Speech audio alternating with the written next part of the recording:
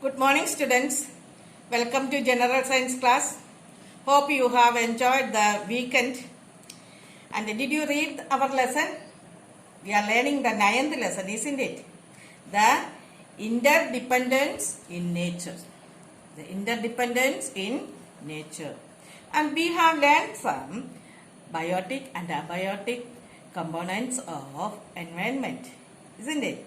That we have learned, and we are learning the relation between them. Okay, the relations between these biotic and abiotic components. First, we have learned the biotic components, isn't it? The plants and animals relationship.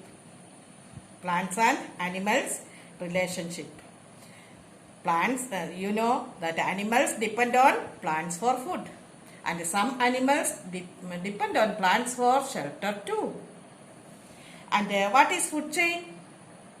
The linking together of plants and animals by the process of eating and being eaten is called a food chain.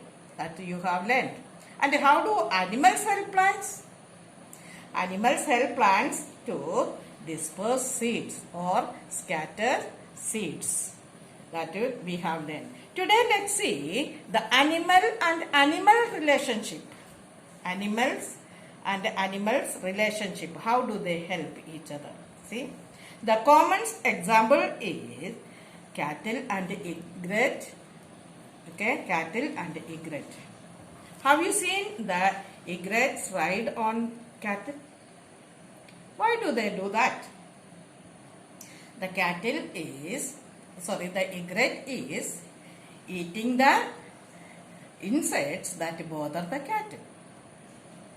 Okay, and the cattle never mind it because the egrets help them to get rid of insects. So that is one common example for animal and animal relationship. There are many other examples also. Okay, for example, see, crocodiles have their gums cleaned by the flavor that a kind of birds which feeds on insects. Okay, and that is another example. And the other example is some small fish attached to the fins of shark and feed on the leftover food of shark. These are not example for animal and animal relationship. And likewise, the plant and plant relationship also there. Okay, you have seen that the climbers cling on to the big trees. Why? Why do they cling in another tree? Because they want to climb to the height to get the sunlight. They want to climb to the height to get more sunlight.